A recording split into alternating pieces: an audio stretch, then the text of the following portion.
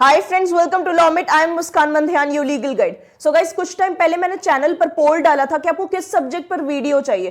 Comparative politics को उसमें सबसे ज्यादा वोट मिले थे, तो ये रहा वीडियो। आज हम डायरेक्ट डेमोक्रेसी की बात करेंगे, जो है रेफरेंडम, इनिशिएटिव एंड रिकॉल। ये सारे टूल हैं डायरेक्ट डेमोक्रेसी के, आगे हम डिस्कस करेंगे और हम स्पेशल रेफरेंस देंगे स्विट्जरलैंड को। राइट, आगे हम इन सारी चीजों के बारे में बात करेंगे। पोल में यार जरूर पार्टिसिपेट किया, अगर मैं पोल डालती हूं या कुछ पूछती हूं तो जरूर बताया करो, उसी से मुझे पता चलता है कि नेक्स्ट वीडियो का टॉपिक क्या होना चाहिए। आप नहीं बताओगे तो मुझे सही से पता नहीं चलेगा। राइट, इस वीडियो के नोट्स में अपने Telegram channel Lawmit your legal guide पर अपलोड कर दूंगी, लिंक डिस्क्रिप्शन में, प्लीज ज्वाइन कर लीजिए। आई रिक्वेस्ट यू गाइस कि आप लोग प्लीज मुझे ध्यान से सुनते रहिए। Let's start. आपको अगर ये जानना है कि डेमोक्रेसी का मतलब क्या होता है, डायरेक्ट डेमोक्रेसी क्या होती है, बेसिक चीजें अगर आपको डेमोक्रेसी के बारे में जाननी है तो पहले वीडियो बना चुकी हूं on concept of democracy. Link description में मिल जाएगा या आई बटन में आपको मिल जाएगा। एंड आई रियली सजेस्ट कि पहले वो वाला वीडियो देखो, तब ये वाला वीडियो देखना, अदरवाइज कुछ भी समझ में नहीं आने वाला है। स्विट्जरलैंड एक ऐसी कंट्री है जिसने कि डायरेक्ट डेमोक्रेसी को अपनी कंट्री में अप्लाई करके रखा है। वहां पे डायरेक्ट डेमोक्रेसी से इलेक्टेड गवर्नमेंट ही आती है। ठीक है, direct democratic system of government follow किया जाता है। ये सबसे क्लोजेस्ट एग्जाम्पल है डायरेक्ट डेमोक्रेसी का। स्विट्जरलैंड के फीचर्स आपको देखने पर ऐसे लगेंगे कि रिप्रेजेंटेटिव डेमोक्रेसी है, बिकॉज वहां पे इलेक्टेड पार्लियामेंट है। लेकिन वहां पर अलग अलग फॉर्म्स यूज होती है डायरेक्ट डेमोक्रेसी की, नेशनल लेवल पर, कैंटोनल लेवल पर और लोकल लेवल पर। राइट, अलग अलग फॉर्म्स डायरेक्ट डेमोक्रेसी की यूज की जाती है। रेफरेंडम, रिकॉल, इनिशिएटिव, ये सारी जो प्रोसेसेस हैं, ये इलेक्टोरल डिवाइसेस रहते हैं या इंस्ट्रूमेंट्स रहते हैं डायरेक्ट डेमोक्रेसी के। किसके हाथ में ये इंस्ट्रूमेंट्स रहते हैं? हमारे और आपके हाथ में। राइट, वोटर्स के हाथ में। जो लोग वोट कर सकते हैं, जो लोग 18 साल के, जिनके पास वोटिंग का पावर है, उनके हाथ में ये इंस्ट्रूमेंट्स रहते हैं। जब उन्हें गवर्नमेंट एक्टिविटीज में पार्टिसिपेट करना रहता है, तब इन इंस्ट्रूमेंट्स का यूज करते हैं ये लोग। राइट, पहले हम डिस्कस करेंगे रेफरेंडम के बारे में, लेकिन अगर आप चैनल पर नए हैं प्लीज सब्सक्राइब और ज्यादा से ज्यादा वीडियो को शेयर करिए यार, ऐसे वीडियोस बनाने में बहुत ज्यादा मेहनत करनी पड़ती है। सो पहला है रेफरेंडम। रेफरेंडम में क्या होता है कि लेजिस्लेचर जो है वो कुछ स्पेसिफिक मेजर्स सजेस्ट करती है या एक तरीके से देती है इलेक्टोरेट को। इलेक्टोरेट्स होते कौन है? वोटर्स होते हैं। राइट, उनको लेजिस्लेचर कुछ चीजें पूछती है कि क्या ये करना सही होगा, क्या ये करना सही होगा। राइट, उस पे वोटर्स एक तरीके से वोट करते हैं उसे अप्रूव करने के लिए या उस चीज को रिजेक्ट करने के लिए। यूजुअली वही इश्यूज लेजिस्लेचर पब्लिक से पूछता है जो मेजर सिग्निफिकेंस के होते हैं, मेजर पॉलिटिकल सिग्निफिकेंस से होते हैं, वही इश्यूज लेजिस्लेचर पब्लिक को देता है। कौन कौन से वो भी हम आगे डिस्कस करेंगे। और इन्हीं इश्यूज पर एक तरीके से पब्लिक वोट करती है कि हाँ ये होना चाहिए या ये नहीं होना चाहिए। अब कब कब रेफरेंडम होना है हमें कैसे पता चलेगा? कौन सी सिचुएशन पे रेफरेंडम हमें पास करना है, करना भी है या नहीं करना है, किस किस टाइम पर करना है, कितनी बार करना है, ये कैसे पता चलेगा? तो स्विट्जरलैंड में क्या होता है, ये गवर्नमेंट नहीं डिसाइड करती कि रेफरेंडम कब हेल्ड होगा किसी इश्यू पर या नहीं होगा। इस इश्यू पर रेफरेंडम हमें जारी करना चाहिए या नहीं जारी करना चाहिए, पब्लिक से इस इश्यू पर हमें पूछना चाहिए या नहीं पूछना चाहिए, ये सारे सर्कमस्टेंसेस, ठीक है, ये सारी सिचुएशंस कि कब कब रेफरेंडम जारी किया जाएगा, कब कब पब्लिक का ओपिनियन मैटर करेगा, कब कब वोटर्स वोट कर पाएंगे किसी इश्यू पर, ये सारे सर्कमस्टेंसेस कंट्री के कॉन्स्टिट्यूशन में प्रिस्क्राइब किए हुए हैं। राइट, यानी स्विट्जरलैंड के कॉन्स्टिट्यूशन में पहले से ही दिए हुए हैं कि इन सर्कमस्टेंसेस में आप रेफरेंडम जारी कर सकते हो। रेफरेंडम वर्ड से ही समझो ना, रेफर करना। ठीक है, रेफरेंडम वर्ड से समझो, रेफर करना। लेजिस्लेचर कुछ मैटर्स रेफर कर रहा है पब्लिक को उनके ओपिनियन के लिए, और पब्लिक अपना ओपिनियन कैसे देगी? वोट के थ्रू देगी। ठीक है, कि वो मैटर पास होगा या रिजेक्ट होगा, इसलिए इसे कहते हैं रेफरेंडम। राइट, अब एक होता है mandatory referendum. Right, mandatory referendum, mandatory referendum, mandatory इस वर्ड से समझो। मैंडेटरी मतलब जरूरी, इनएविटेबल, मतलब इससे आप स्किप नहीं कर सकते, ये चीज आपको करनी पड़ेगी। तो ऐसा रेफरेंडम जो गवर्नमेंट को पब्लिक को रेफर करना ही करना पड़ेगा उन इश्यूज पर। राइट, कुछ ऐसे इश्यूज जिस पर पब्लिक का ओपिनियन मैटर करता ही करता है, आप उस चीज को स्किप नहीं कर सकते। राइट। पब्लिक का आपको ओपिनियन या पब्लिक से रेफरेंडम आपको लेना जरूरी है। इस चीज को गवर्नमेंट एस्केप नहीं कर सकती। कुछ इश्यूज पर पब्लिक से रेफरेंडम लेना जरूरी होगा, उसको कहेंगे मैंडेटरी रेफरेंडम। कौन कौन से मैंडेटरी रेफरेंडम? अ पार्शियल और total revision of the federal constitution, जब फेडरल कॉन्स्टिट्यूशन को आधा या पूरी तरीके से रिवाइज करना होगा, ठीक है, बदलना होगा, उसे रिवाइज करना होगा, चेंजेस करने होंगे, आधा या पूरा। Joining an organization for collective security, ठीक है, कोई ऑर्गेनाइजेशन, कोई इंटरनेशनल ट्रीटी साइन करना या ज्वाइन करना, ठीक है, कोई organization internationally for collective security, country की कलेक्टिव सिक्योरिटी के लिए, ऐसे मामलों में पब्लिक से रेफरेंडम लेना होगा। अब ये मामले सुन के ही पता चल रहा है कि बहुत ज्यादा मेजर पॉलिटिकल इशू को इन्वॉल्व करते हैं, ठीक है, बहुत ज्यादा इंपॉर्टेंट है ये किसी कंट्री के लिए, इसलिए यहाँ पे पब्लिक से रेफरेंडम लिया जाएगा। ऑप्शनल रेफरेंडम जो होता है वो एक तरीके से इशू किया जाता है न्यू या अमेंडेड फेडरल एक्ट्स के सेंस में, ठीक है, या इंटरनेशनल ट्रीटीज के लिए इशू किया जाता है। फेडरल लॉस के रिलेशन में इसे हम इशू करते हैं, या अर्जेंट फेडरल लॉस के एक तरीके से रिलेशन में इशू करते हैं जो कि 1 साल से ज्यादा वैलिड रहेंगे, ऐसे लॉस के लिए। अच्छा, रेफरेंडम में इशू कर दिया, अब उसका रिजल्ट जो आया है, ठीक है, रेफरेंडम का जो रिजल्ट आया कि भाई पब्लिक ने रिजेक्ट किया या एक्सेप्ट किया उस इशू को, वो क्या होगा? क्या रिजल्ट लीगली बाइंडिंग होगा? क्या गवर्नमेंट को वो रिजल्ट मानना ही पड़ेगा? ठीक है, ऐसा भी हो सकता है। हाँ, रिजल्ट लीगली बाइंडिंग भी हो सकता है कि गवर्नमेंट को वो रिजल्ट जो भी आया है मानना पड़ेगा, लीगली बाइंडिंग होगा। ये सब कुछ लिखा होगा उस कॉन्स्टिट्यूशन में जो कि रेफरेंडम की बात कर रहा है। भाई अगर कॉन्स्टिट्यूशन ये बता रहा है तुम्हें कि इस सिचुएशन में तुम्हें रेफरेंडम जारी करना है, इस सिचुएशन तुम्हें रेफरेंडम को क्या कहते हैं पब्लिक से रेफरेंडम लेना है, तो कॉन्स्टिट्यूशन आपको ये भी बता देगा कि इस रेफरेंडम का जो रिजल्ट होगा वो बाइंडिंग होगा या नहीं आपके ऊपर, राइट। या रेफरेंडम सिर्फ एडवाइजरी पर्पस के लिए भी लिया जा सकता है, राइट। हमें सिर्फ एडवाइस चाहिए थी पब्लिक से कि इस मैटर पर क्या होना चाहिए, इसलिए हमने रेफरेंडम जारी कर दिया, ऐसा भी हो सकता है, ठीक है, बाइंडिंग ना होके एडवाइजरी भी हो सकता है। कौन सी अथॉरिटी रेफरेंडम एक तरीके से कॉल कर सकती है पब्लिक से? कौन सी अथॉरिटी रेफरेंडम कॉल कर सकती है पब्लिक से? ये कॉन्स्टिट्यूशन में या तो मेंशन होगा, और बाकी रेफरेंडम्स के केसेस में या तो लेजिस्लेटिव एक्ट्स के थ्रू आप रेफरेंडम लेते हो या एग्जीक्यूटिव ऑर्डर्स के थ्रू, जैसे कि ऑस्ट्रेलिया, जापान, स्विट्जरलैंड, यूरुग्वे, ऐसी सारी जो कंट्रीज है, यहाँ पर कॉन्स्टिट्यूशनल अमेंडमेंट अगर आपको करना है, ठीक है, कॉन्स्टिट्यूशन में कुछ बदलाव करना है, तो वो रेफरेंडम के थ्रू ही अप्रूव किया जाएगा, ठीक है। पब्लिक से पहले रेफरेंडम लिया जाएगा और तभी बदलाव किया जाएगा कॉन्स्टिट्यूशन में। अच्छा, बार बार रेफरेंडम अगर गवर्नमेंट ले रही है तो इससे क्या पता चल रहा है? गवर्नमेंट इनएफिशिएंट है, पॉलिटिकल एफिशिएंसी खत्म हो रही है कंट्री से, राइट। पॉलिटिकल स्टेबिलिटी कंट्री से कम हो रही है, बिकॉज अगर पब्लिक से बार बार ओपिनियन लिया जा रहा है तो गवर्नमेंट कर क्या रही है, राइट। गवर्नमेंट को हमने किस लिए बनाया था? बार बार रेफरेंडम्स लेना अच्छा नहीं है, वो पॉलिटिकल एफिशिएंसी के लिए अच्छा नहीं है, वो पॉलिटिकल स्टेबिलिटी के लिए भी अच्छा नहीं है। रेफरेंडम्स काफी ज्यादा एक्सपेंसिव भी होते हैं भाई, क्योंकि आपको वोट लेना होगा तो आप पूरा पब्लिक के लिए सेटअप रेडी करोगे जहां पे वो लोग आके वोट करेंगे, तो ये सारी चीजें ना काफी ज्यादा एक्सपेंसिव होती है, कॉस्टली होती हैं, टाइम भी इसमें बहुत ज्यादा जाता है, पॉलिटिकल अटेंशन आपको वहां देनी पड़ती है, रिसोर्सेस काफी ज्यादा यूज होते हैं, राइट। इस वजह से ये चीज ऐसे भी, ये सारे ड्रॉबैक्स एक तरीके से रेफरेंडम के। क्या क्या रीजंस हो सकते हैं जिस वजह से रेफरेंडम इनिशिएट करती है एक पॉलिटिकल अथॉरिटी? क्या जरूरत पड़ जाती है कि पब्लिक से हमें रेफरेंडम लेना पड़ता है? हम रेफरेंडम, पहला पॉइंट है, हम रेफरेंडम इसलिए भी जारी कर सकती है, जो पॉलिटिकल अथॉरिटी है वो रेफरेंडम इसलिए भी चाहती है पब्लिक से, ताकि पब्लिक का पॉपुलर सपोर्ट उसे मिले, पब्लिक को ऐसा लगे कि हाँ ये देखो, ये जो गवर्नमेंट है ना, ये हमसे सब पूछ के ही, हम ही से पूछकर डिसीजंस लेती है, मेजर पॉलिटिकल इश्यूज पर ये गवर्नमेंट हम ही से पूछकर डिसीजंस लेती है।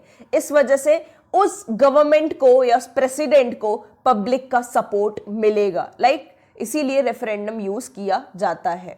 किसी स्पेसिफिक पॉलिटिकल डिसीजन पर रेफरेंडम लेना, राइट, या जो कोई पार्लियामेंट्री माइनॉरिटीज जो रहती हैं, जो मेजॉरिटी के डिसीजन से खुश नहीं रहती हैं, वो कभी कभी रेफरेंडम आपका मांगती हैं। भाई पार्लियामेंट में जो मेजॉरिटी थी उसने कुछ डिसीजन ले लिया, ठीक है, लेकिन जो माइनॉरिटी थी वो पार्लियामेंट मेजॉरिटी के खुश नहीं है कि मेजॉरिटी ने जो डिसीजन लिया है माइनॉरिटीज उससे खुश नहीं है पार्लियामेंट में, तो वो रेफरेंडम डिमांड कर सकती है। ये दो रीजंस हो सकते हैं, एक पॉपुलर सपोर्ट शो करने के लिए, ठीक है, कि हाँ गवर्नमेंट को पब्लिक का काफी ज्यादा सपोर्ट मिला हुआ है, दूसरा जो पार्लियामेंट में मेजॉरिटी है उसने कुछ डिसीजन ले लिया जिसकी वजह से माइनॉरिटीज इतनी सेटिस्फाइड नहीं है एंड वो रेफरेंडम कॉल करती हैं।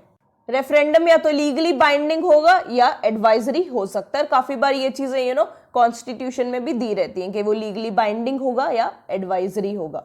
लेकिन अगर कोई रेफरेंडम लीगली बाइंडिंग है, ठीक है, गवर्नमेंट ने रेफरेंडम कॉल किया पब्लिक से बोला कि इस इश्यू पर आपको वोट करना है, हम रेफरेंडम चाह रहे हैं, तो अगर वो रेफरेंडम लीगली बाइंडिंग है, ठीक है, मतलब वो आप गवर्नमेंट को मानना पड़ेगा ही पड़ेगा, चाहे कुछ भी कर ले गवर्नमेंट, लीगली बाइंडिंग है, लेकिन फिर भी वो चीज सही नहीं है मानना, ठीक है, मैं कह रही हूं वो कंट्री के लिए मानना सही नहीं है। लीगली बाइंडिंग है, उस रेफरेंडम का जो रिजल्ट है वो लीगली बाइंडिंग है, लेकिन वो कंट्री के लिए सही नहीं है, तब क्या करेंगे भाई? लीगली बाइंडिंग भी है, मानना भी जरूरी है। इस सिचुएशन में गवर्नमेंट क्या कर सकती है, जो रेफरेंडम का क्वेश्चन है उसको थोड़ा डिफरेंट कर सकती है, राइट? जो रेफरेंडम का क्वेश्चन है ना उसको थोड़ा ट्विस्ट करके वो पूछ सकती है, तो जो रिजल्ट होगा वो थोड़ा बदल जाएगा, राइट? ऐसी सारी सिचुएशंस में थोड़ा थोड़ा आपको डिफरेंट चीजें ट्राई करनी होगी अगर आपको रेफरेंडम का रिजल्ट बदलना है, ठीक है। लीगली बाइंडिंग रेफरेंडम के केसेस में ये चीजें बता रही हूँ भाई, जो चीज बाइंडिंग है वो तो माननी है, लेकिन अब वो कंट्री के हित में नहीं है, तो हम क्या कर सकते हैं, हम उसका रिजल्ट जो है या हम उसका क्वेश्चन जो है उसका क्वेश्चन हम थोड़ा बदल देंगे अगर रेफरेंडम का, तो रिजल्ट भी बदल जाएगा, राइट?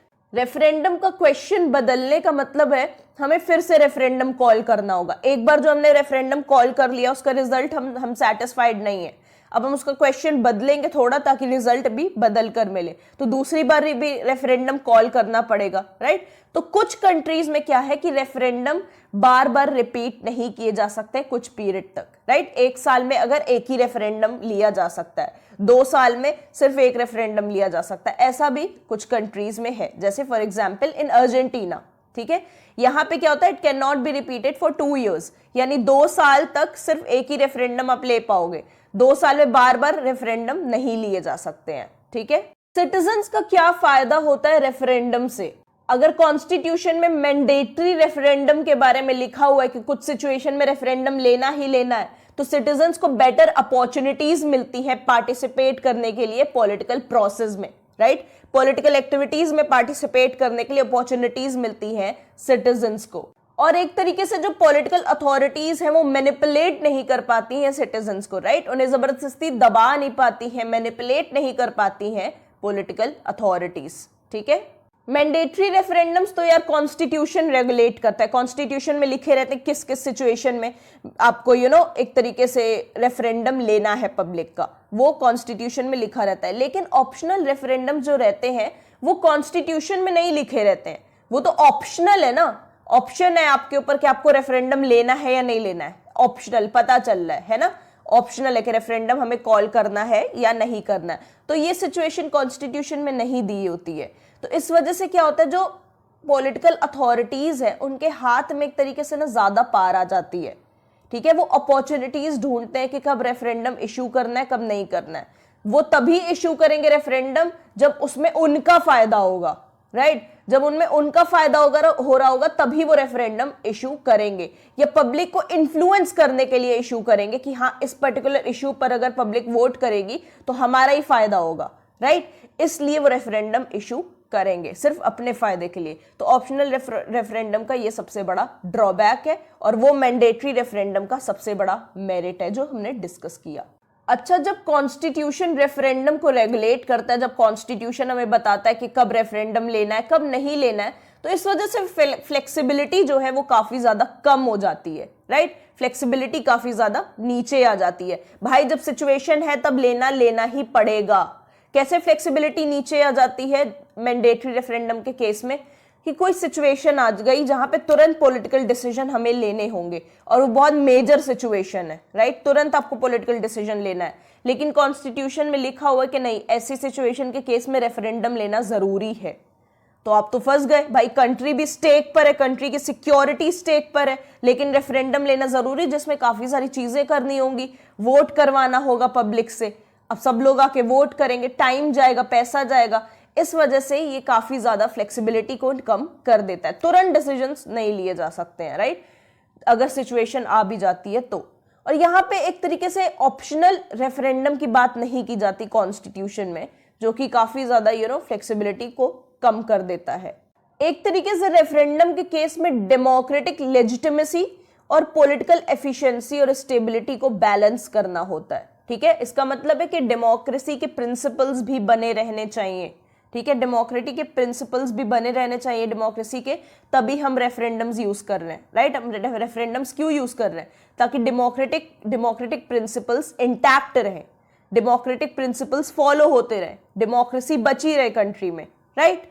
लेकिन इसको यूज करते करते हमें यह भी ध्यान रखना है कि इन्हें हम ज्यादा यूज ना कर दें। अगर इन्हें हम ज्यादा यूज कर देंगे तो पॉलिटिकल एफिशिएंसी खराब होगी, स्टेबिलिटी जो है वो खराब होगी, राइट। तो पॉलिटिकल एफिशिएंसी, स्टेबिलिटी और डेमोक्रेटिक लेजिटिमेसी या डेमोक्रेसी में हमें बैलेंस रखना होगा इन चीजों को यूज करते वक्त।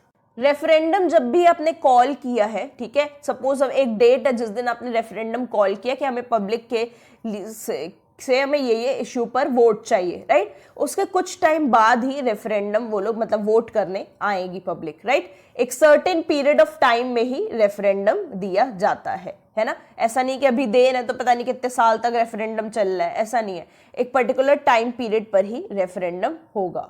जैसे हमने आज ऐलान कर दिया कि हमें पब्लिक से इस इशू पर वोट चाहिए, इस इशू पर रेफरेंडम चाहिए, तो उसके कुछ टाइम बाद रेफरेंडम के लिए भाई सारे इंतजाम होंगे, है ना, क्योंकि प्रॉपरली पब्लिक को वोट करना होगा। तो उस टाइम पीरियड के बाद वो रेफरेंडम देने आएंगे, उस टाइम पीरियड में, सॉरी। डेमोक्रेटिक लेजिटिमेसी अगर आपको इंप्रूव करनी है, डेमोक्रेटिक प्रोसेसेस इंप्रूव करनी है, तो रेफरेंडम को रेगुलेट करना जरूरी है। ऐसा नहीं कि हर वक्त रेफरेंडम दिए जा रहे हैं, है ना, पब्लिक से लिए जा रहे हैं ओपिनियन जितना चाहिए, नहीं, उन्हें रेगुलेट करना भी बहुत ज्यादा जरूरी है। हमारा नेक्स्ट डायरेक्ट डेमोक्रेसी का इंस्ट्रूमेंट है इनिशिएटिव। लेकिन उसके पहले अगर आपने हमारा टेलीग्राम चैनल लॉ में टीओ लीगल गाइड नहीं ज्वाइन किया, लिंक डिस्क्रिप्शन में ज्वाइन कर लीजिए, बहुत ज्यादा फायदा आपको होगा। हम बहुत ज्यादा इंफॉर्मेटिव कंटेंट वहां पे भी शेयर करते हैं और नोट्स, सबसे बड़ी बात, रोज शेयर करते हैं। जो ये तीनों इंस्ट्रूमेंट्स है ना डायरेक्ट डेमोक्रेसी के, रेफरेंडम, इनिशिएटिव एंड रिकॉल, इनके नाम में ही एक तरीके से इनका मतलब छुपा हुआ है। रेफरेंडम, जैसे कि मैंने बताया आपको, पॉलिटिकल अथॉरिटी रेफर करती है इश्यूज पब्लिक के वोट के लिए, राइट, कि वो लोग रिजेक्ट करेंगे, एक्सेप्ट करेंगे किसी चीज को। इनिशिएटिव से क्या समझ में आता है? इंट्रोडक्टरी, राइट, कुछ आपका पहला स्टेप लेना किसी चीज के लिए, किसी प्रोसेस को इनिशिएट करना, किसी प्रोसेस को स्टार्ट करना, राइट, इनिशिएटिव यानी कि कुछ हम इनिशिएट कर रहे हैं, कुछ स्टार्ट कर रहे हैं। तो ये इनिशिएटिव की प्रोसेस को कौन स्टार्ट करेगा? इस इनिशिएटिव की प्रोसेस को स्टार्ट करेंगे सिटीजन्स। किस लिए स्टार्ट करेंगे? क्या पर्पस होगा इनिशिएटिव को स्टार्ट करने का? टू प्रपोज स्टैट्यूट्स, ठीक है, कुछ स्टैट्यूट्स को प्रपोज करने के लिए। स्टैट्यूट मतलब लॉ को प्रपोज करने के लिए, जो कि हम बैलेट में डाल सकते हैं, ठीक है, बैलेट में सबमिट कर सकते हैं कि ये हमने एक लॉ चाहते हैं हम इस टॉपिक पर, राइट, या हम उसको लेजिस्लेचर को सेंड कर सकते हैं ताकि वो इस पर इनैक्टमेंट बना सके, ठीक है, इस पर एक एक्ट बना सके। समझ रहे हो? यानी इनिशिएटिव की प्रोसेस में क्या हो रहा है, सिटीजन्स जो हैं वो एक तरीके से इनिशिएट कर रहे हैं इस प्रोसेस को स्टार्ट कर रहे हैं। पर्पस क्या है इस प्रोसेस को स्टार्ट करने का? इस इनिशिएटिव की प्रोसेस को स्टार्ट करने का पर्पस है कि वो किसी सब्जेक्ट पर लॉ चाहते हैं, ठीक है, किसी प्रॉब्लम पर लॉ चाहते हैं, या तो वो ये बैलेट में सबमिट कर सकते हैं, ठीक है, कि हमें इस पर लॉ चाहिए, या वो इसे लेजिस्लेचर के पास भेज सकते हैं कि वो इस पर एक प्रॉपर इनैक्टमेंट बनाए।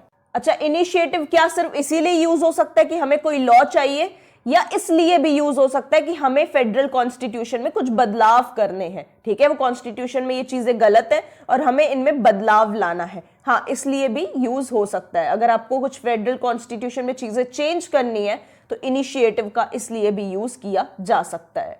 आपको पता है जब स्कूल में कोई चीज रहती थी या कुछ चीज आपको चाहिए रहती थी और चेंज करना रहता था कि हमें नया चौक का बॉक्स चाहिए या हमें नया ब्लैक बोर्ड चाहिए, तो इसलिए सारे लोग साइन करते थे, ठीक है, एक जना एप्लीकेशन लिखता था और बाकी सारे लोग उसको साइन करके देते थे। ठीक वही चीज यानी इनिशिएटिव था, वो एक तरीके से इनिशिएटिव था, ठीक है। आप कुछ एक बच्चा है क्लास का या मॉनिटर है, वो इनिशिएटिव ले रहा है कि भाई जो ये हमें ब्लैक बोर्ड बदलवाना होगा, ब्लैक बोर्ड बहुत खराब हो गया क्लास का, इसलिए मैं एप्लीकेशन लिख देती हूँ और बाकी लोग साइन कर देना, ठीक है। तो ये होता है इनिशिएटिव लेना। उसी तरीके से यहां पे भी इनिशिएटिव वर्क कर रहा है, ठीक है। जब इनिशिएटिव फाइल किया जाता है तो उसको specified number of valid signatures से साइन भी करना जरूरी है।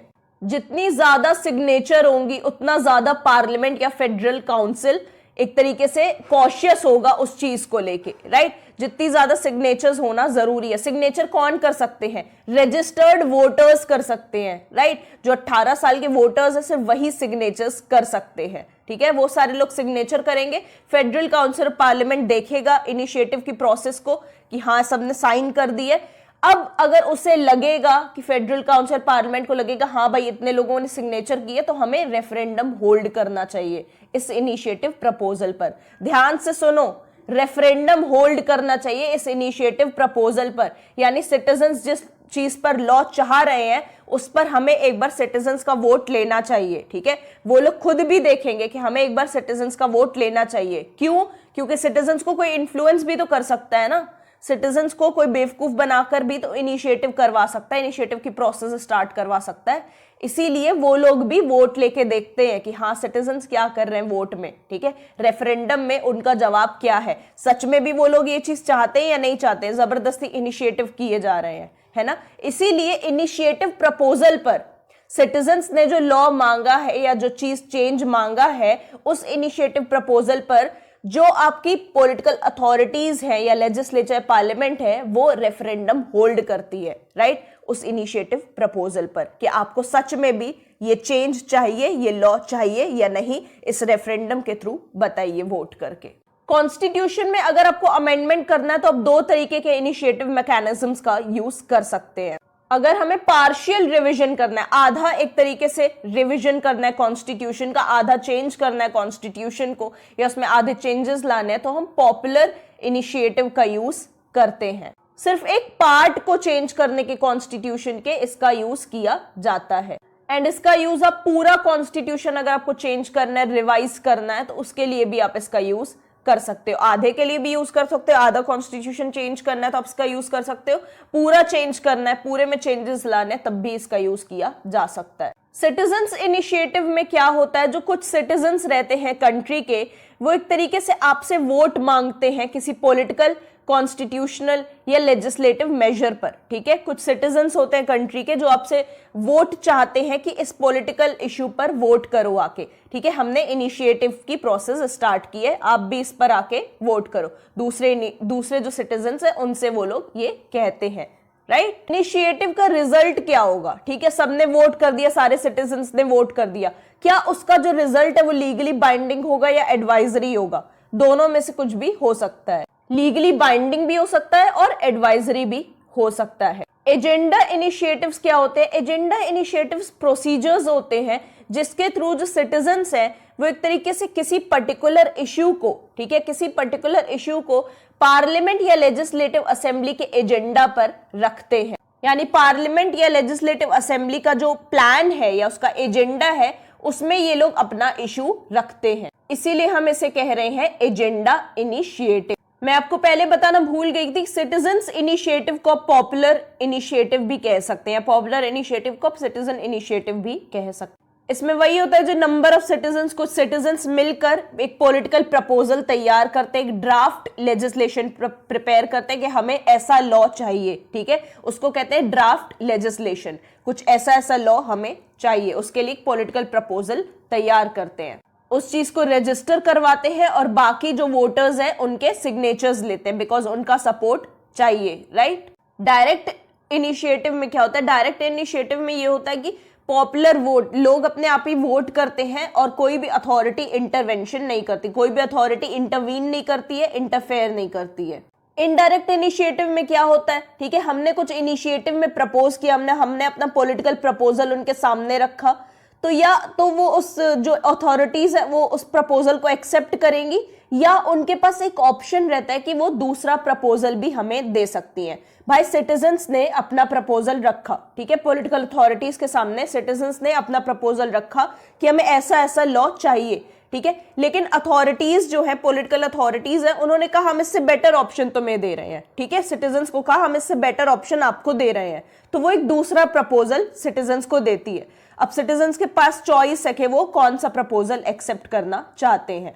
नेशनल लेवल पर इनिशिएटिव, ठीक है, citizens initiative on national level, ये आपको यूरोपियन कंट्रीज में देखने को मिलेगा जहां नेशनल लेवल पर सिटीजन्स इनिशिएटिव होता है, या कुछ लैटिन अमेरिकन कंट्रीज में देखने को मिलेगा, कुछ एशियन कंट्रीज, ओशियन और अफ्रीका में देखने को ये चीजें मिलेंगी आपको। स्विट्जरलैंड पहली कंट्री थी जिसने सिटीजन इनिशिएटिव को इंट्रोड्यूस किया था इन 1848। इनिशिएटिव से होता क्या है, इनिशिएटिव से ये होता है कि पब्लिक अपने आप को एक्सप्रेस करती है, ठीक है, बाकी चैनल्स, बाकी मीडिया तो है ही एक्सप्रेस करवाने के लिए, ओपिनियन अगर आपको देना तो मीडिया के थ्रू भी दे सकते हो, लेकिन ये एडिशनल चैनल एक तरीके से जिसके थ्रू आप अपना ओपिनियन रखते हो, पॉलिटिकल एक्सप्रेशन अपना देते हो, राइट, और पार्टिसिपेट करते हो पॉलिटिकल प्रोसेस में। इनिशिएटिव इसीलिए एक तरीके से डेमोक्रेटिक इक्वालिटी, फेयरनेस और ट्रांसपेरेंसी को रिप्रेजेंट करता है। इनिशिएटिव के थ्रू यूजुअली हम गवर्नमेंट को क्रिटिसाइज करते हैं, ठीक है, गवर्नमेंट की परफॉर्मेंस को एक तरीके से क्रिटिसाइज करते हैं, या पार्लियामेंट या लेजिस्लेचर की परफॉर्मेंस को क्रिटिसाइज किया जाता है इनिशिएटिव के थ्रू। तो अब एक तरीके से जब मैं बोल रही हूँ इनिशिएटिव के थ्रू क्रिटिसाइज किया जा सकता है, राइट, गवर्नमेंट की परफॉर्मेंस को, तो क्या इसका मतलब ये हुआ कि गवर्नमेंटल सिस्टम्स में कुछ मेजर एक्टर्स भी होंगे, राइट, मतलब मेजर पॉलिटिकल अथॉरिटीज भी होंगी, एक्टर्स मतलब मेजर पॉलिटिकल अथॉरिटीज भी होंगी, राइट। एक्टर वर्ड का तो अब आपको यूज टू हो जाना चाहिए अगर आप कंपैरेटिव पॉलिटिक्स पढ़ रहे हो तो, राइट, मुझे एक्सप्लेन करने की भी जरूरत यहाँ पे नहीं होनी चाहिए, ठीक है। तो किसी कंट्री में गवर्नमेंट सिस्टम के जो मेजर एक्टर्स हैं, ठीक है, उनके बीच और सिटीजन्स इनिशिएटिव या जो सिटीजन्स इनिशिएटिव की प्रोसेस को स्टार्ट करते हैं, जैसे कि इंटरेस्ट ऑर्गेनाइजेशंस हो गई, या सिविल सोसाइटी ग्रुप्स हो गए, या ऑपोजिशन पार्टी भी हो गई, वो भी इनिशिएटिव स्टार्ट कर सकती है, राइट, वो भी इनिशिएटिव दे सकती है ऑब्वियसली, ठीक है। तो इन लोगों के बीच में कॉन्फ्लिक्ट होने के चांसेस बढ़ जाते हैं, ठीक है। भाई गवर्नमेंट सिस्टम चल रहा है अपना, अब आपको क्रिटिसाइज करना है गवर्नमेंट को, तो आपको इनिशिएटिव स्टार्ट कर सकते हो, आप किसी सिविल सोसाइटी ग्रुप से हो, तो आपका और गवर्नमेंट का तो क्लैश होगा ही होगा ना, वही बात यहाँ पे की जा रही है। और याद रखो ऑपोजिशन पार्टी भी इनिशिएटिव दे सकती है, ऐसा नहीं कि वो इनिशिएटिव नहीं दे सकती, वो भी इनिशिएटिव की प्रोसेस स्टार्ट कर सकती है। रेफरेंडम का मतलब आप समझ रहे हो ना, रेफरेंडम का मतलब पॉलिटिकल अथॉरिटी कोई चीज रेफर करती है पब्लिक को उसका ओपिनियन लेने के लिए। तो अगर इनिशिएटिव का दूसरा नाम क्या हो सकता है, citizen demanded referendum, citizen demanded referendum.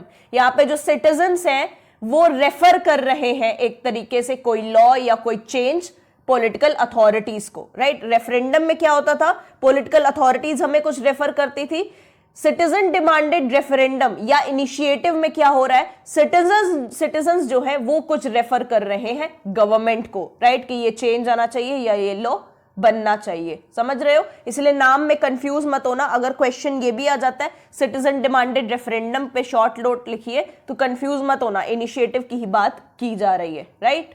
एब्रोगेटिव referendum, एब्रोगेटिव referendum, abrogate करना, कोई चीज को रिपील करना, ठीक है, नाम से समझ में आ रहा है, कुछ चीज को रिपील करना है, किसी चीज को हटाना है, तो एब्रोगेटिव रेफरेंडम यूज होता है, या एक तरीके से एब्रोगेटिव इनिशिएटिव। रेफरेंडम में बोल रही हूं बट समझो इनिशिएटिव ही है, ठीक है। एब्रोगेटिव रेफरेंडम या इनिशिएटिव यूज होता है कि अगर कोई एग्जिस्टिंग लॉ है, कोई लॉ है, उसको आपको रिपील करना है, उसको हटाना है, राइट। जैसे कि आर्टिकल 370 था, उसको हटाना था, तो हमने एक तरीके से एब्रोगेटिव रेफरेंडम का यूज हुआ। मैं एग्जाम्पल दे रही हूँ, ऐसा कुछ हुआ नहीं था, ठीक है, मैं आपको बता रही हूँ। या किसी एग्जिस्टिंग लॉ के पार्ट को आपको रिपील करना है, किसी पार्ट को हटाना है, तब आप एब्रोगेटिव रेफरेंडम का यूज करोगे। रिजेक्टिव रेफरेंडम, रिजेक्टिव रेफरेंडम या रिजेक्टिव इनिशिएटिव, इसका मतलब होता है ये तब किया जाता है जब कोई नया लॉ आया नहीं है, अभी सिर्फ गवर्नमेंट जानना चाह रही कि लॉ सही है या नहीं है, उस वजह से जो पब्लिक है अपना गुस्सा दिखा देती है, नहीं ये लॉ नहीं आना चाहिए, ये लॉ फोर्स में आना ही नहीं चाहिए, नहीं तो बहुत कुछ हो जाएगा। तो एक तरीके से आप रिएक्ट कर रहे हो किसी चीज पर, ठीक है, किसी चीज को रिजेक्ट करने के लिए, आपको चीज ना आए फोर्स में, उसके लिए आप रिएक्ट कर रहे हो, राइट। तो इसको कहेंगे रिजेक्टिव रेफरेंडम, ठीक है। यहाँ पे अब जो पब्लिक है वो रिएक्ट करती है पार्लियामेंट या लेजिस्लेचर की एक्टिविटीज पर। क्या हर चीज पर इनिशिएटिव स्टार्ट किया जा सकता है? ना जी, कुछ स्पेसिफिक सब्जेक्ट्स होते हैं, कुछ टॉपिक्स होते हैं जिन पर आप इनिशिएटिव की प्रोसेस स्टार्ट कर सकते हो, और कुछ रेस्ट्रिक्शंस भी होते हैं उन सब्जेक्ट पर, ठीक है। हर सब्जेक्ट, हर टॉपिक पर आप इनिशिएटिव नहीं कर सकते हो, किसी किसी सब्जेक्ट पर रेस्ट्रिक्शंस होंगे कि इस सब्जेक्ट पर इनिशिएटिव करना अलाउड नहीं है, और ये चीजें लॉ में काफी बार लिखी होती हैं कि इन चीजों पर इनिशिएटिव हो सकता है, इन पर नहीं हो सकता है, राइट। कोई कंट्री कितने रेस्ट्रिक्शंस लगाती है इनिशिएटिव के ऊपर, ये कंट्री टू कंट्री डिपेंड करता है, ठीक है, कि कितने रेस्ट्रिक्शंस होंगे सब्जेक्ट्स के ऊपर, क्या प्रोसीजरल रेस्ट्रिक्शन होंगे, किस प्रोसीजर से इनिशिएटिव स्टार्ट होगा, तो उस पर क्या क्या रेस्ट्रिक्शन होंगे प्रोसीजर पर, या पॉलिटिकल कल्चर क्या है कंट्री का, उस पर भी डिपेंड करता है कि कितनी ज्यादा इनिशिएटिव वहां पर होते हैं। Signature requirement play an important role in initiatives, ठीक है, कितनी सिग्नेचर्स है, किस टॉपिक पर कितनी सिग्नेचर्स होनी चाहिए, ये भी लॉ में कभी कभी लिखा हुआ मिलता है। तो सिग्नेचर्स बहुत ज्यादा इंपॉर्टेंट है इनिशिएटिव के केस में, बिकॉज उसी के थ्रू तो पता चल रहा है ना कि कितने लोग सपोर्ट करते हैं उस इनिशिएटिव को, कितने लोग पार्टिसिपेट कर रहे हैं उस इनिशिएटिव की प्रोसेस में, ये सिग्नेचर्स से ही पता चलता है। अच्छा सुनिए, एक चीज बहुत ज्यादा इंपॉर्टेंट, पेटिशन और इनिशिएटिव में फर्क होता है गाइस, ठीक है। पेटिशंस और इनिशिएटिव में फर्क होता है, क्या होता है अभी देखते हैं। पेटिशंस जो है वो सिर्फ जनरल इश्यूज या क्लेम से डील करते हैं, हमें कोई क्लेम चाहिए तो हमने पेटिशन डाली, हमें कोई जनरल इशू है उस पर सब लोग मिलकर पेटिशन डाल रहे हैं। जैसे कि किसी बिल्डिंग के लोग हैं, उस बिल्डिंग के बगल में केमिकल फैक्ट्री है जिससे बहुत गंदी स्मेल आती है, ठीक है, वो स्मेल बर्दाश्त नहीं होती है, तो उस बिल्डिंग के लोग मिलकर पेटिशन डाल रहे हैं कोर्ट में, ठीक है, तो ये जनरल इशू पर डाल रहे हैं वो लोग। लेकिन एजेंडा इनिशिएटिव जो होता है वहां पर क्या एक्सपेक्ट किया जाता है कि आपको कोई लॉ चाहिए प्रॉपर, ठीक है। एजेंडा इनिशिएटिव में आपको कोई प्रॉपर लॉ चाहिए जिसके लिए आप खुद एक ड्राफ्ट लॉ बनाते हो कि हमें देखो इस तरीके का लॉ चाहिए, ठीक है, तो आप भी अपना एक ड्राफ्ट लॉ बनाकर प्रपोज करते हो कोई अमेंडमेंट, या कोई अमेंडमेंट आपको चाहिए, या तो कोई लॉ चाहिए तो उसके लिए आप ड्राफ्ट लॉ अपना बनाओगे, या तो कोई चेंज चाहिए तो वो अमेंडमेंट उन्हें बताओगे, राइट। तो यहां पर एक पूरा लॉ या आपको चाहिए रहता है या कोई चेंज चाहिए रहता है लॉ में। फाइनली गाइस अब हम डिस्कस करने वाले हैं रिकॉल को। रिकॉल वर्ड से आप क्या समझते हो? वर्ड पर आओ पहले। रिकॉल, किसी को कॉल, किसी को बुलाना, किसी को रिकॉल, एक तरीके से वापस बुलाना किसी को, ठीक है, किसी को वापस बुलाना। सिंपल मतलब रिकॉल का होता है विदड्रॉ, ठीक है, विदड्रॉ करना, वापस बुला लेना। तो एक तरीके से हम कह सकते हैं रिकॉल में क्या होता है, ये एक पॉलिटिकल डिवाइस है, ठीक है, ये एक पॉलिटिकल डिवाइस है वोटर्स के हाथ में, बहुत ज्यादा पावरफुल है, ठीक है। ये एक पॉलिटिकल डिवाइस होता है वोटर्स के हाथ में जिसके थ्रू वो किसी पब्लिक ऑफिशियल को वापस बुला सकते हैं उसकी पोजीशन से, ठीक है। कोई पब्लिक ऑफिशियल है, उसने अभी अपना टर्म कंप्लीट नहीं किया है, ठीक है, से उसका टर्म है 5 इयर्स का। कोई पब्लिक ऑफिशियल है, उसने अभी अपना टर्म ऑफ सर्विस कंप्लीट नहीं किया है, ठीक है, उसका टर्म ऑफ सर्विस 5 इयर्स है, लेकिन उसने अभी उसे कंप्लीट नहीं किया है, सिर्फ उसने 3 साल ही कंप्लीट किए हैं अपने ऑफिस में, लेकिन पब्लिक को लग रहा है नहीं ये इंसान ठीक नहीं है, इसने कुछ गलत किया है पब्लिक के साथ, राइट, ये इंसान ठीक नहीं है उस पोजीशन के लिए। तो जो वोटर्स हैं वो उसे रिकॉल कर सकते हैं, उसे हटवा सकते हैं उस पोजीशन से, वो लोग अपना सपोर्ट जो है विड्रॉ कर सकते हैं, राइट, और उसे अपनी ऑफिस को खाली करना पड़ेगा। ये चीज किस प्रिंसिपल पर बेस्ड है? जो रिकॉल की प्रोसेस है किस प्रिंसिपल पर बेस्ड है? ये बेस्ड है इस प्रिंसिपल पर कि जो ऑफिशियल्स होते हैं वो एजेंट्स होते हैं वोटर्स के, राइट, वो जो एजेंट्स होते हैं वोटर्स के, जो ऑफिशियल्स रहते हैं, जो पब्लिक ऑफिशियल्स होते हैं, वो पब्लिक के लिए काम करते हैं, ठीक है, they are servants, right, servants of public, तभी उन्हें पब्लिक सर्वेंट्स बोला जाता है, पब्लिक के लिए वो लोग काम करते हैं, they are agents of electorates, voters जिन्होंने उसे इलेक्ट किया है। काफी हद तक ये चीज आपको सिटीजन इनिशिएटिव से मिलती जुलती लग रही होगी, लेकिन नहीं, रिकॉल में क्या होता है, यहां पे सिर्फ क्वेश्चन इसी का है कि उस पर्सन को पब्लिक ऑफिस से हटवाना है हमें, ठीक है, रिकॉल सिर्फ इसी चीज से डील करता है। लेकिन सिटीजन इनिशिएटिव जैसा कि हमने पढ़ा, आपको कोई पूरा प्रॉपर नया लॉ लाना है या कोई चेंज करना है लॉ में, उससे डील करता है, राइट। रिकॉल डील करता है किसी पब्लिक ऑफिशियल को हमें उसके ऑफिस से हटवाना है। रिकॉल की प्रोसेस को इंपीचमेंट से डिफरेंशिएट करना जरूरी है। इंपीचमेंट में क्या होता है, इंपीचमेंट में जो अथॉरिटीज रहती हैं, जैसे कि लेजिस्लेटिव और जुडिशियल ब्रांच की जो अथॉरिटीज रहती हैं, वो मिलकर एक प्रोसेस के थ्रू किसी ऑफिशियल को रिमूव करती हैं उसके ऑफिस से। यहां पर पब्लिक का कोई काम नहीं रहता है, ठीक है। लेकिन रिकॉल में क्या होता है, पब्लिक ही रिमूव कर देती है किसी पब्लिक ऑफिशियल को बिकॉज ऑफ फ्यू रीजंस, ठीक है। कौन कौन लोग सब्जेक्ट्स होते हैं रिकॉल के, किनके किनके ऊपर रिकॉल एक्सरसाइज किया जा सकता है, वो हो सकते हैं इलेक्टेड ऑफिशियल्स, ठीक है, एट द लोकल, रीजनल और नेशनल लेवल्स, ठीक है। इलेक्टेड ऑफिशियल्स जो हैं लोकल लेवल पर, रीजनल लेवल पर या नेशनल लेवल पर, उनके केस में आप रिकॉल को एक्सरसाइज कर सकते हैं। रिकॉल का प्रोसीजर यार काफी हद तक प्रेसिडेंशियल सिस्टम ऑफ गवर्नमेंट में यूज किया जाता है, जहां पर जो प्रेसिडेंट होते हैं या एग्जीक्यूटिव ऑफिशियल्स रहते हैं वो डायरेक्टली इलेक्ट किए जाते हैं, राइट। प्रेसिडेंशियल सिस्टम में प्रेसिडेंट को आप डायरेक्टली इलेक्ट करते हो, लेकिन पार्लियामेंट्री सिस्टम में क्या होता है, इनडायरेक्टली इलेक्ट किया जाता है एक इलेक्टोरल कॉलेज के थ्रू। तो पार्लियामेंट्री सिस्टम में रिकॉल का इतना रोल नहीं है जितना कि प्रेसिडेंशियल सिस्टम में है, जहां पर एग्जीक्यूटिव ऑफिशियल्स को डायरेक्टली इलेक्ट किया जाता है। किस चीज के लिए हम रिकॉल कर रहे हैं, राइट। अगर इसका जस्टिफिकेशन देखें क्या है कि भाई किस चीज के लिए रिकॉल कर, किस ग्राउंड पर हटा रहे हो पब्लिक ऑफिशियल को, तो इसके ग्राउंड हो सकते हैं करप्शन, इनकॉम्पिटेंस, ठीक है, वो ठीक नहीं था, उसने ये काम किए थे।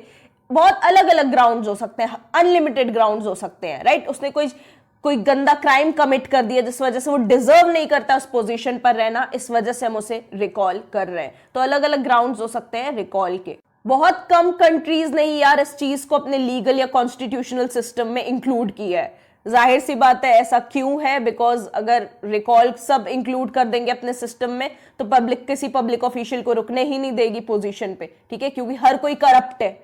इसलिए काफी कम कंट्रीज ने इस चीज को इन्वॉल्व किया है अपने कॉन्स्टिट्यूशन या लीगल सिस्टम में। सबसे ज्यादा रिकॉल की जो एप्लीकेशन देखने को मिलती है, जहां पे रिकॉल सबसे ज्यादा अप्लाई किया जाता है, यूज किया जाता है, वो है वेनेजुएला, ठीक है। वेनेजुएला में सबसे ज्यादा यूज किया जाता है। फुल रिकॉल यहाँ पे यूज किया जाता है इलेक्टेड ऑफिशियल्स के ऊपर, ठीक है, इंक्लूडिंग द प्रेसिडेंट के ऊपर तक रिकॉल अप्लाई होता है वेनेजुएला में। सबसे पहली कंट्रीज जिन्होंने स्टार्ट किया था रिकॉल को लोकल और स्टेट लेवल पर, वो तो स्विट्जरलैंड ही रहेगी, ठीक है। At the end of 19th century Switzerland में ये चीज स्टार्ट हुई, ठीक है, followed by closely by several US states. कुछ यूएस स्टेट्स ने भी स्विट्जरलैंड के बाद इस चीज को फॉलो किया। रिकॉल की वजह से क्या होता है, अथॉरिटीज जो है वो ज्यादा अकाउंटेबल बनती है, रिस्पॉन्सिबल बनती है वोटर्स के टूवर्ड्स, कि भाई ढंग से काम नहीं किया, अगर सही से काम नहीं किया, सही से नहीं रहे तो रिकॉल हो जाएगा, ठीक है। लेकिन रिकॉल का गलत यूज होता है, ठीक है, रिकॉल का काफी बार गलत यूज होता है, बिकॉज जो ऑपोजिशन ग्रुप्स हैं वो एक तरीके से जो इलेक्टेड ऑफिशियल्स हैं उनको रिकॉल करने की कोशिश कर सकते हैं आपस में गुट बना के, ठीक है। जो ऑपोजिशन ग्रुप्स हैं वो कोशिश कर सकते हैं जो इलेक्टेड ऑफिशियल्स हैं उनको उनकी पोजीशन से हटा दिया जाए कुछ ना कुछ रिकॉल का बहाना देकर। रिकॉल में आपको एक तरीके से डेमोक्रेसी और इफेक्टिव गवर्नेंस को बैलेंस करना बहुत ज्यादा जरूरी है। अगर आपने नहीं किया तो ये चीज बहुत ही ज्यादा डेंजरस बन सकती है, ठीक है। तो रिकॉल में डेमोक्रेटिक प्रिंसिपल्स और इफेक्टिव गवर्नेंस को बैलेंस करना पड़ता है।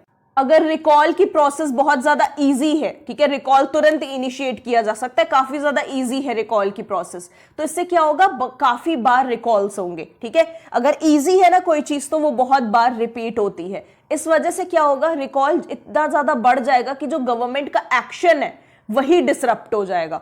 गवर्नमेंट एक्शन ले ही नहीं पाएगी, क्योंकि जब वो एक्शन लेगी पब्लिक को नहीं पसंद आएगा तो रिकॉल हो जाएगा, है ना। तो गवर्नमेंट एक्शन ले ही नहीं पाएगी। ये तब होगा जब रिकॉल की प्रोसेस काफी ज्यादा इजी है। लेकिन अगर रिकॉल की जो प्रोसीजर है वो काफी ज्यादा टफ है, ठीक है, रिकॉल को अप्लाई करना टफ है, क्योंकि आपको काफी ज्यादा रिक्वायरमेंट्स पूरी करनी होगी कि भाई ये चीजें पूरी करोगे तभी रिकॉल कर सकते हो। तो क्या होगा, इससे जो सिटीजन्स जो है वो डिस्करेज्ड फील करेंगे। सिटीजन्स को ये लगने लगेगा यार इतनी ज्यादा लीगल रिक्वायरमेंट पूरी करनी है इस पब्लिक ऑफिशियल को हटाने के लिए, हटाओ, कौन करे, छोड़ो उसको, रहने दो उसकी पोजीशन पे, है ना।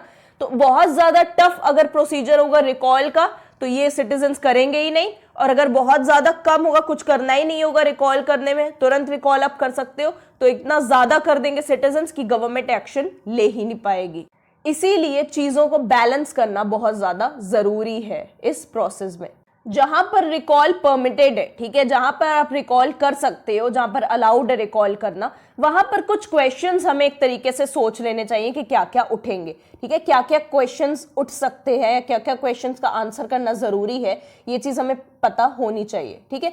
When an official is recalled provision must be made for a replacement to be chosen. अगर किसी ऑफिशियल को, किसी पब्लिक ऑफिशियल को हम रिकॉल कर रहे हैं, हटा रहे हैं उसकी पोजीशन से, तो दूसरा कौन आएगा उसकी पोजीशन पर, ये हमें पता होना चाहिए, है ना। कौन दूसरा उसकी पोजीशन को ऑक्यूपाई करेगा, भाई इस पोजीशन को खाली तो नहीं छोड़ सकते हैं, है ना, तो ये चीज हमें पता होनी चाहिए। And this may require an additional election to be held. अगर कोई दूसरा उसकी पोजीशन पर आएगा तो क्या उसके लिए इलेक्शंस होंगे? जी हाँ, होंगे इलेक्शंस, ठीक है। तो इसका प्रोसीजर क्या होगा, ये सारे क्वेश्चंस हमें पता होने चाहिए। So finally guys, let's conclude this topic. जहां पर रिकॉल इनिशिएटिव या रेफरेंडम अभी अभी इंट्रोड्यूस हुए हैं कुछ ऐसी कंट्रीज में, जहां ये नए नए इंट्रोड्यूस हुए हैं, वहां पर एक तरीके से ना, या ऐसी कंट्रीज जहां पर ये बहुत कम यूज होते हैं, वहां पर एक तरीके से पब्लिक अवेयरनेस प्रोग्राम्स चलाए जाने चाहिए इन चीजों के बारे में, है ना। पब्लिक को एजुकेट करना बहुत ज्यादा जरूरी है इन इंस्ट्रूमेंट्स के बारे में, बिकॉज ये सारे इंस्ट्रूमेंट्स पब्लिक के हाथ में है। तो उन्हें अगर जितना ज्यादा वो एजुकेटेड होंगे, जितना ज्यादा उन्हें पता होगा इन चीजों के बारे में, जितना ज्यादा वो अवेयर होंगे इन चीजों के बारे में, वो उतने ढंग से इन चीजों को यूज कर पाएंगे। और जैसा कि मैंने बताया, इनिशिएटिव की प्रोसीजर में सिग्नेचर कलेक्टिंग प्रोसेस ये बहुत इंपॉर्टेंट रोल प्ले करती है, इसीलिए इसको लेके क्लियर रूल्स जरूर लेट डाउन किए जाने चाहिए और उनको यूनिफॉर्मली अप्लाई करना चाहिए। कोई भी डाउट हो, कोई भी प्रॉब्लम हो, लॉ पिप्स मेरी इंस्टा आईडी है जिसका लिंक डिस्क्रिप्शन में दिया है, वहां आकर आप मुझसे पूछ सकते हैं। वहां भी काफी ज्यादा इंफॉर्मेटिव कंटेंट आपको देखने को मिलेगा। कमेंट सेक्शन में बताना नेक्स्ट वीडियो कौन सा चाहिए लॉ के टॉपिक पर। So thank you so much for watching this video friends, and we'll meet soon in the next video. Good luck.